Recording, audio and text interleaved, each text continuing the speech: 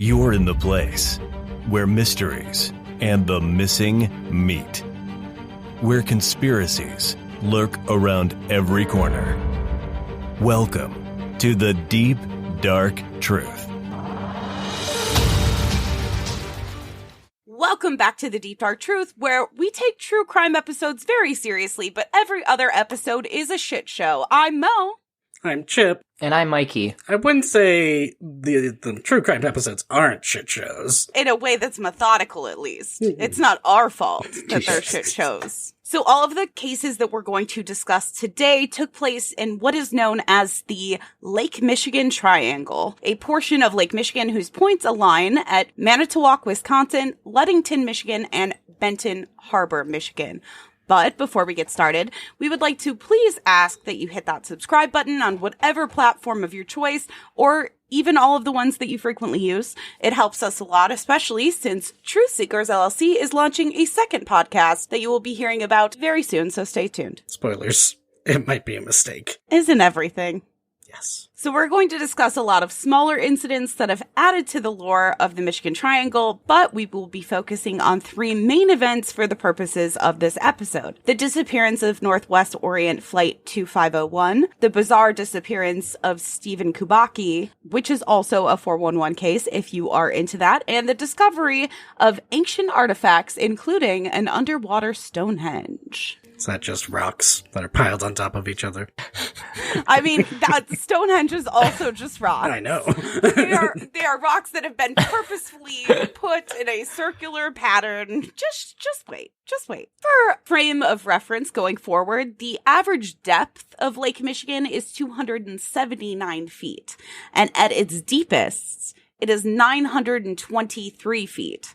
This is just something to keep in mind as we move forward. So when we say lake, we're not talking about a small lake, the lakes that a lot of people are familiar with. We're talking about mini oceans. They behave like oceans, and that's unacceptable. It is unacceptable. They are appropriating ocean culture, and I will not stand for it.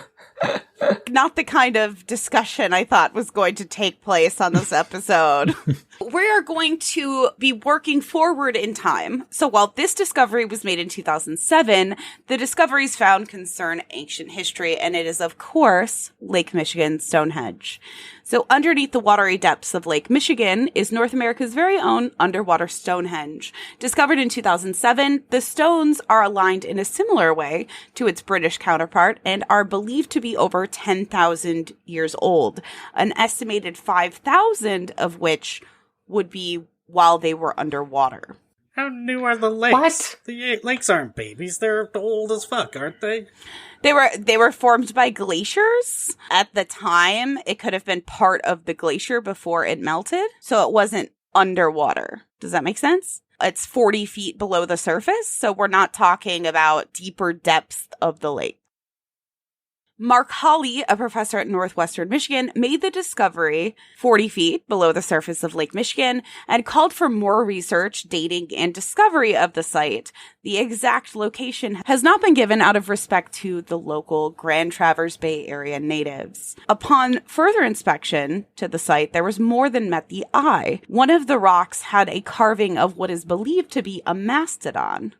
Mastodons were shorter and thicker than woolly mammoths, but it is worth noting that since this is a carving of and not a textured or colored drawing, that the main difference is the shape of their tusks. So it is possible that artistic interpretation has led to its labeling as a mastodon. 601. Yeah, but it's not that important because there was a lot of overlap between the two existing at the same time period, and both became extinct around 10,000 years ago. Mm-hmm. Another theory proposes that this Stonehenge-like structure was part of an ancient drive lane that the indigenous peoples used to hunt. So they would kind of line an area with stones, try and get cattle or different predators to follow this line, and then ambush the much larger animal with a team of people, allowing them to be able to take down much larger game than one or two hunters would have been able to. Came into the wrong neighborhood, motherfucker. And that's pretty much that. There's not a whole lot of information on underwater Stonehenge. While there has been calls for research, there hasn't been any further research published. So while they might be doing research, they haven't published about it. And this was discovered in 2007? How do we not know more? How am I just hearing about it? I don't like this. I don't like this. You sounded really upset. I don't like it. I want more information. Basically, this small amount of information is from multiple articles, and all of them said in respect to the natives in this area. So I'm wondering if it is like directly off of tribal land in the water. I can't imagine so. Well, only 40 feet deep. Ocean. That's true, but coast area is prime land, especially in Michigan and in other Great Lakes region states. Everywhere on the earth. Yeah, so I'm struggling with thinking that they have allowed there to be native land, like reservation land, going all the way to the lake. Yeah, probably not. So who knows? These are just tasters. One that we're going to talk about, it's a little last minute addition, but I found it literally 15 minutes ago and needed to add it. So in 1994, there were hundreds of calls to 911 with reports of UFOs. Geographically speaking, this spans from Ludington to the Michigan-Indiana border, so a very long stretch of Lake Michigan. And many people describe those lights to be four objects resembling the size and state of the moon. So circular lights. So you mean the moon? Four of them. Like the size of what the moon would look like to the naked eye from Earth. Exactly. That's pretty big. The people that called in varied from cops to professors to farmers. So it wasn't just, a one small town hysteria type of situation. So this went from the Michigan-Indiana border to Ludington. So for all of us who don't live in Michigan or the greater Ocean Lake area, what part of the mitten are we looking at? So we are looking at the west side of the state. So this is the sort of southwest portion of the mitten. So just in terms of the north and southern points that are both Michigan cities, Ludington and Benton Harbor, they are approximately 150 miles from each other, so a very large swath of Michigan's coastline as far as... It's a generous triangle. So you can imagine now with the UFO case that 150 miles would increase by about 30 or so miles, I believe. So we're talking about 180-ish miles of land where these UFO sightings were seen all along the coast. All over it. Yeah, and they were appearing over Lake Michigan. 180 miles apart. Yes. Same reporting, same time. All throughout that 180 miles. Wow. The size of a moon. The size of a moon. So 4 moons. 4 moons. Earth, air, fire, and water. The celestials. I'm so amused. Anyways, you know how much I love the Phoenix Lights, and so I had to bring this up at some point. Moving on to Flight 2501. Northwest Orient Flight 2501 crashed into Lake Michigan on June 23rd, 1950. It was carrying 55 passengers and 3 crew members. At the time of the plane's disappearance, it was traveling from New York to Minneapolis with intent to then fly on to Seattle from there. As the captain approached the lake, he requested air traffic control to be able to take the plane from its current altitude of 3,500 feet to 2,500 feet due to an electrical storm and high winds, but was denied due to there being other traffic in the area. There is a bunch of different numbers thrown around in terms of last known altitude versus requested altitude, so you could take that number with a grain of salt. However, the number that we have chosen to use for this episode was the figure that was given in a New York Times article directly following this incident in 1950. I mostly did that because there were a lot of side blogs and you couldn't tell where some people got their information from. And there was so much disinformation that I thought it was the safest bet to take the accounts of the time than it was to take something from 70 years later. contemporary. Right. 4 different Coast Guard vessels, the Navy, and the state police from Michigan, Wisconsin, Indiana, and Illinois all joined in the search. And while they were able to unearth chairs, body parts, and other light debris that was washing ashore, a good portion was concentrated 10 miles offshore of South Haven, Michigan. But the plane itself was never found despite the use of sonar and dredging the bottom of the lake, and dozens of subsequent searches over the next 70 years, giving a grand total of 600 square miles that have been repeatedly searched. What has been discovered in all of those various searches are 14 different shipwrecks. Wow. They have found everything but the thing that they are looking for. Wow. I mean, they are miniature oceans. The body parts that were found were placed into what would later be discovered to be several unmarked graves in both South Haven and in St. Joseph, Michigan. Wait, what? Yes. So the families were not informed where these remains went. In 2005, the Michigan Shipwreck Research Associates started a joint project with author Clive Cussler to annually search for the plane that was still never recovered. Riverview Cemetery in St. Joseph was one of those cases where there was some type of unmarked grave. They ended up hosting a memorial service for family and friends of the missing 58 in 2008 after having been gifted a memorial stone by a local funeral home. The inscription reads, "In memory of Northwest Flight 2501, June 23rd, 1950, gone but never forgotten." You're sitting here and you're like, there was a plane, it crashed. Mm-hmm. What is the deal? So several eyewitnesses reported different things. Some claim that they saw an explosion. One woman, Jackie Eldridge, she still maintains at 80 years old that she heard the plane and that it appeared to be loud as if something was not right with it. She told MLive, quote, "It sounded like a plane came over our house and it went away and it came back again. It was lower and louder every time. I woke my husband up and all of a sudden there was a big bang and I screamed." Jackie at the time lived a quarter mile offshore in South Haven. She said that her entire house felt like it was rocked. 2 police officers that night reported seeing a strange red light that hovered over Lake Michigan for about 10 minutes, which very much goes with those first eyewitnesses that reported that they saw an explosion. The strange thing, obviously, when these police officers called it in, that it was in the air for 10 minutes, burning and not descending. I'm gonna go ahead and say that is not how explosions and planes work. Even in the 1950s, I think gravity did exist. I think gravity also existed.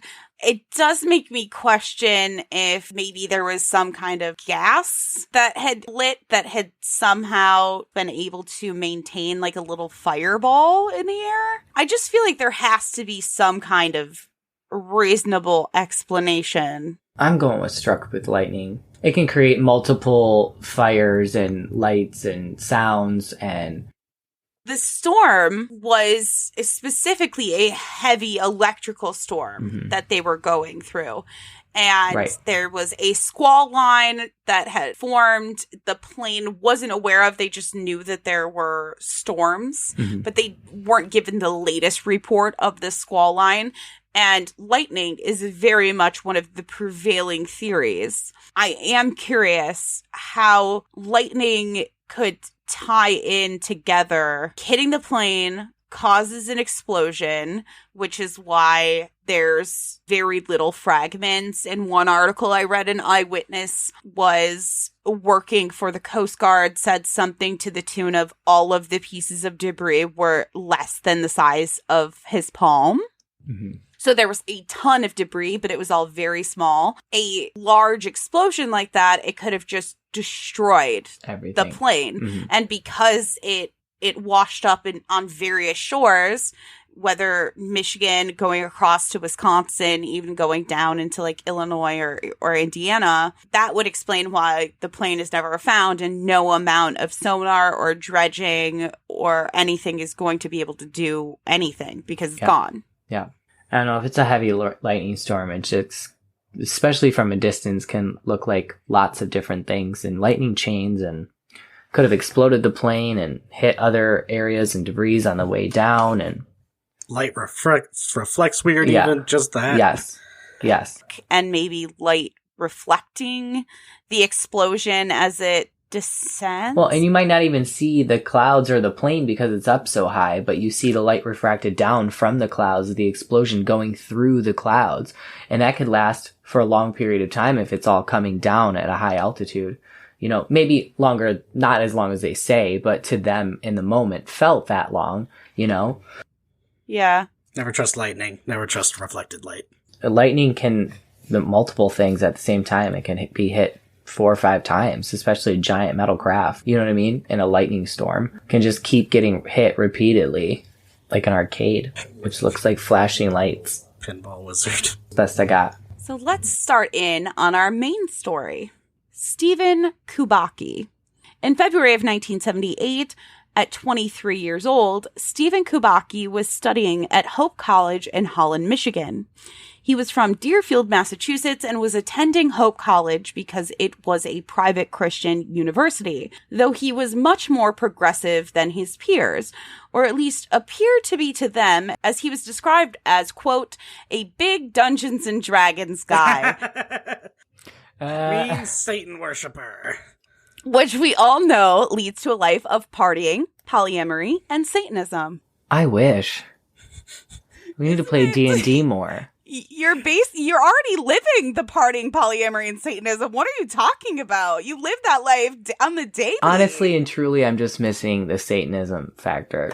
We'll get you a pentagram. Fine then. You're queer! Of course you have Satan inside you! Stephen had an adventurous spirit when it came to the outdoors, so it was no surprise to friends and family when he decided to go on a solo skiing trip around Lake Michigan, what we would call the Lake Michigan Circle Tour, where he would navigate around the entirety of the lake. No, thank you. Stephen was expected to be only a few days, but instead of returning, his backpack, skis, and poles were discovered by snowmobilers near Saugatuck. They became very concerned about the odd scene that they had come across. A mass search commenced, but there were no signs of Stephen.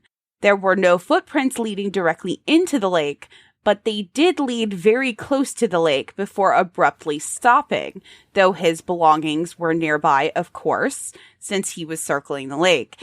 And for all appearances, it looked as if Stephen had stopped, his belongings were set on the ground, and he had disappeared into thin air. Dogs assisting with the search, however, would repeatedly dead end at the lake's edge. Now I ask, at this point, what do you think happened to Stephen? Aliens? You're the skeptic, Chip. What are you talking about, aliens? Am I allowed to just say suicide or bad decision making? First thing that comes to my head, he wanted to disappear. Is it like, was he at a backpack level? Was he literally skiing the whole thing? Was he driving? How does this work? He was literally skiing the whole thing. God, that sounds And awful. His backpack contained all of his belongings that he had with him that was left, including his wallet, money, everything. Just the shirt on his back. Was there any signs of any animals or anything entering, like any tracks of any sort? Not that is ever named or discussed. I'm going with suicide / bad decision making and waves from an ocean lake taking footprints away. Okay, let's keep on going. So after repeatedly searching the area with all manner of volunteers and agencies involved, the prevailing theory then becomes, for some reason, Stephen had gone into the water, either by accident or that he had decided to go out onto the ice for some reason, where he had unfortunately drowned. Bad decision making. Of course, we have to account the Great Lakes don't freeze over in the same way small lakes do. So it might be frozen for a few miles, but the ice becomes weaker and weaker the farther you get from land. This isn't a situation with the hundreds of miles in between where it's just a solid ice shelf. So eventually he could have wandered out onto the ice and then became stranded. I wasn't even thinking about it freezing over. I was like, that's an ocean. The ocean doesn't freeze over. He would have taken his shoes with him to go onto the ice. So not everyone, of course, believed that this is what happened, but he was declared legally dead. His brother, for example, hired a private investigator, and there was speculation that he had run away and had girlfriends in both Germany and France. Good for him. He had been studying German and had spent some time in Europe. This was later debunked. He did previously have a German girlfriend, but they had broken up some time before this. So in May of 1979, 1 year and 3 months later, Stephen reappeared at the door of his aunt's home in Pittsfield, Massachusetts, approximately 750 miles from his last known location. He had new clothes and sunglasses, $40 in his pocket, a new backpack filled with maps and trinkets, and absolutely zero memory of anything that had happened to him since the moment of his disappearance onward. I'm still going with bad decision making. This is still valid. The contents of his backpack suggested that he had participated in a marathon in Wisconsin. He had visited California. And while he didn't have any direct memories, he said that he had feelings or impressions, such as that he had spent a considerable amount of time running, which tracks with the marathon. He described this as waking up, and it's described as waking up in a lot of different articles, but it is very unclear if he actually woke up or if he came to his senses, so to speak. If he realized that he was walking and existing. Those are two very different things. Does he describe it as he became aware of himself at Grandma's house? Like, he was like, oh, no. I got here on my... or... So he was in a field. He woke up, in quotations, because it's kind of unclear the way that he describes it as waking up, in a field not far from his aunt's home. His aunt then was obviously pretty flabbergasted and took him to his parents' house in Deerfield. Yes, correct. So he did one public interview, though I'm sure he talked to the police more than that. I'm sure that the contents of that interview would not have been enough for the police. And he refused to see a psychologist. Although he did this public interview and spoke with the police, he refused to see a psychologist, which is a little bit ironic because Stephen Kubacki is alive and well. He has a BA in German studies, an MA in linguistics, and a PhD in, wait for it, clinical psychology. He has never spoken about it again publicly, despite the fact that it being considered a quote-unquote missing 411 case and receiving a lot of coverage long after its original relevancy, we'll say. He also wrote a book called Meta-Mathematical Foundations of Existence, Gödel, Quantum, God, and Beyond. So while none of these things directly address his disappearance, it is interesting that he then went on to be a psychiatrist, and his work has to do with quantum theory, dimensions, and it's just kind of interesting. It kind of makes me wonder if he decided to study clinical psychology and didn't talk about it because he knew whatever he had to say would be perceived as crazy, and then went to go get a degree in psychology to see if he could diagnose himself with something. Like, I don't want to tell anyone this because they might have me committed and think that something's wrong with me, but equally I need to know what happened to me. Although when he gave this interview, he explained it that he believed that hypothermic conditions plus stress, etc., led to whatever event taking place in him losing his memory, though how he managed to exist within that prolonged period of time without, quote-unquote, waking up is interesting. Honestly, I'm very interested in the bachelor's in German, master's in linguistics, doctorate in psychology. When he disappeared, he was already studying German and, to a lesser extent, linguistics. But that was at a bachelor's level, yeah? Yeah, so he was already getting his bachelor's. So then it's not that hard to go from German studies to the MA in linguistics. No. Like, that's kind of like, oh, that's a slightly more specialized thing. I'm continuing. It's still in this broad field of study. I strongly wonder if the PhD in clinical psychology didn't come from this moment, from whatever he perceived happened to him, or him worrying about his own mental health, but not wanting other people to know whatever he experienced, and going on to then study psychology because of it. Yeah, He's never said that, but that's probably what I would do. I'd be like, I'm not telling anybody this. It's the 80s, he's already a Satan-worshipping D&D player. He didn't strip, but paradoxical stripping. I really want to read this book because I believe Gödel was rumored to be schizophrenic. So that also makes me wonder if there's a lot of research into schizophrenia involved, if that was like a concern, but I don't want to put things on him. Maybe he did drugs. Maybe he did acid or something, and it just kind of fucked everything up for a second. Psychosis. Drug-induced psychosis. It's very possible, especially on psychedelics. He could have also just disappeared on purpose. He absolutely could have. I do have questions if that's the case.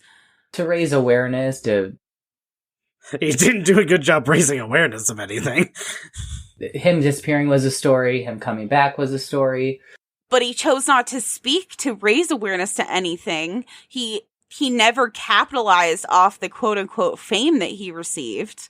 People forgot about him for like decades until Missing 411. And it's not like he went and wrote like My Crazy Days Being Abducted by Aliens, like a book like that, where he was using his experience. Like, this book is completely unrelated. It's not biographical in that sense for him to get publicity off of it, if that makes sense. Well, I mean, it doesn't have to be publicity or money. It doesn't always have to mean those two things. Like, it could be his way of springboarding himself to getting a huge education and writing books and doing what he really wants to do. And this was, hey, I'm going to create a ploy to bring awareness of who I am.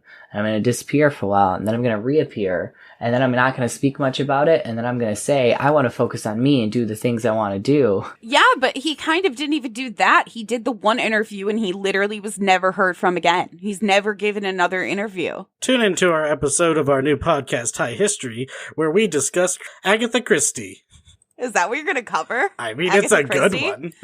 It's a really good one. I also have questions about if he chose to disappear. I understand not taking maybe your ID, but why would you take the money in your wallet?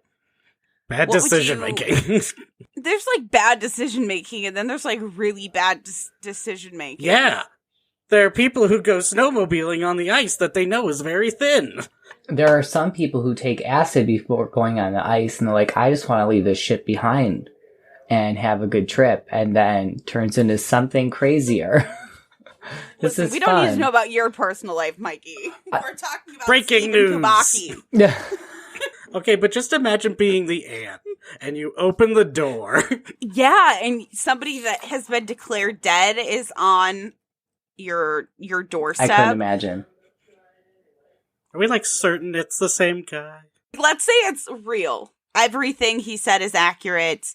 There was no buyer's remorse in terms of like going away to make his own life and then being like, I'm out of money.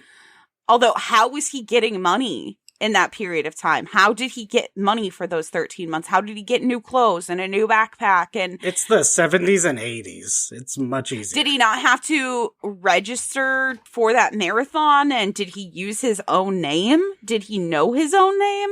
I feel like we are not doing great police detective work in this period of time, because this is all like shit that they were doing with Lizzie Borden, and that was much, much longer ago. But they were still interviewing witnesses and separating witnesses. You know, they weren't doing their very best, but they could have done better.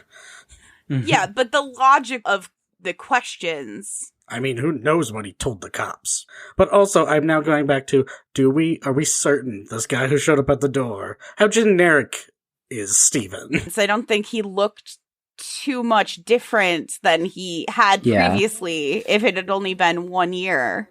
But sometimes people look like other people. Now we're going to rapid fire a couple of other Michigan Triangle events. I've kept them a sentence or two. This is a little sampler platter. Working from the farthest back in time, in 1679, the Le Griffin was in search of a way to navigate to Japan and China for trade.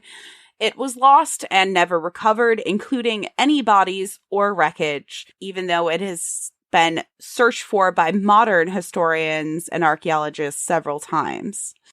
In 1883, the crew of the Mary McLean claimed that huge blocks of hail fell onto the boat on a completely cloudless, blue-skied day. There was evidence of damage to the tugboat, including dents, and they kept a large piece of it in the ship's icebox because they didn't think that anyone would believe them when they came back to land. Wow. They describe this hail as blocks, which makes me wonder if they just weren't familiar with how large hail could get, because there's no estimations of the size of it in anything that I've read, as far as, oh, it was 6 inches or 8 inches or 3 inches. There doesn't appear to be any actual figures.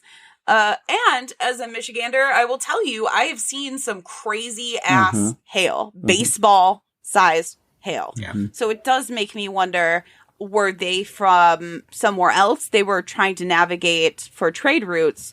So were they used to being in this area at all?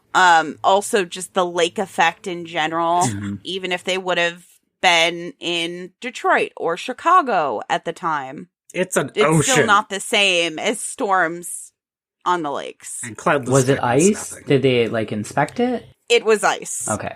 I'm annoyed at all this historical record keeping that doesn't even give us, it was 6 inches. It was a king's foot. Exactly. Or a hand, yeah. A give me king's some foot. bullshit antique measurements so that I can figure it out. In 1891, Thomas Hume was going from Chicago to Muskegon when it was lost. It was recovered in 2006, but for over 100 years, it contributed to the mythos of the Michigan Triangle. In 1921, the Rosabelle was found overturned, and the evidence pointed to it being from a collision, but no other boats were reported as having been part of any incident, and the 11 people on board, of course, were never recovered. Yeah, I'm not going to report when I accidentally kill 11 people or whatever. This one is fun. In 1937, Captain George Donner of the O.M. McFarland disappeared from his locked cabin while en route to Port Washington, Wisconsin. His crew had been instructed to wake him, and when they repeatedly knocked in the morning and did not receive an answer, they attempted to open the door to no avail, as it had been locked from the inside.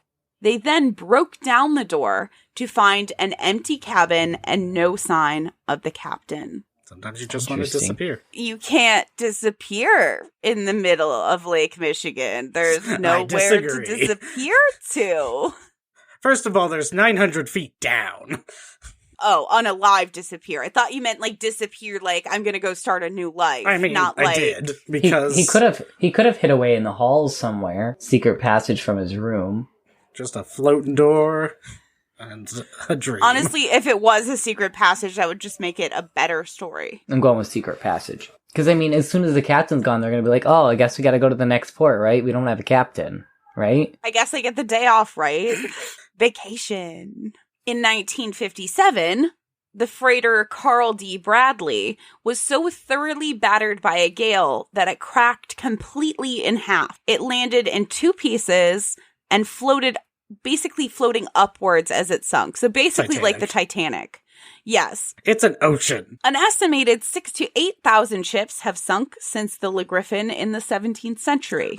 Can I get the matching statistics for every other Great Lake, please? Because is this actually out of the ordinary? But the 6,000 to 8,000 ships is the Great Lakes in general. Oh.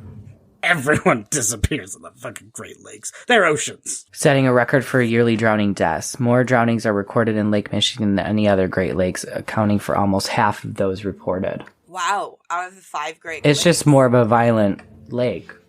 Which is crazy, because Superior, well, there's probably less people going into Superior. Got in Lake Superior last summer in the very beginning of August when it should have been the warmest it's going to be. It was absolutely freezing. It's rough, too. It's very, very rough. It is. So it's 30,000 people involved in those 6,000 shipwrecks. An author of Graveyard of the Lakes named Mark Thompson estimated that there are 25,000 shipwrecks at the bottom of the lakes, which is a much more significant number than the 6,000 that are currently accounted for. I feel like we have good enough sonar to get a better guess at this. Well, how many have been recorded to have been found and removed in 10,000 years? It could be any number. There are aliens down there. Especially, like, during certain periods of time, how many different international boats came through trying to trade port, or, like, were in a similar circumstance to the one ship that was looking for a trade route, and it was the 17th century, and they just were like, we don't know shit. We don't know how far this lake goes, where it ends. They probably just thought it was part of the ocean, generally, because It's an ocean. the lakes, Michigan goes into Huron, into Erie, goes into Lake Ontario, goes into the St. Lawrence Seaway, goes to the ocean. They could have came in from the ocean, thought that they were going to keep going, and they never would have, because they would have reached Illinois and or Wisconsin and ended up. So that is my highlight reel on the Lake Michigan Triangle. There is much more in-depth versions of them online, but none of them are in-depth enough. Never trust Hale. Never trust Hale. Is that your prevailing advice? I have a lot of prevailing advice that involves not trusting things. For example, lakes that think they're oceans. We hope you enjoyed this episode on the Michigan Triangle. Make sure that you like and subscribe. Do the things. If you have a story, you should give us the 411 at 3411. You can, of course, call or text the tip line at 313-355-3411. I was going to say it right. Or you could send us tips to the Deep Dark Truth Podcast at gmail.com. Or you can leave us a tip in our tip form, which is, of course, in our link tree where all the sources are for this episode, all 50 of them. Until next time, I'm Mo. I'm Chip. And I'm Mikey. I think I should consider it an assassination attempt when you took me tubing on that lake. The legend lives on from the Chippewa down. You just listened to the Deep Dark Truth Podcast. See you next time. And remember, your local cryptids want to meet you.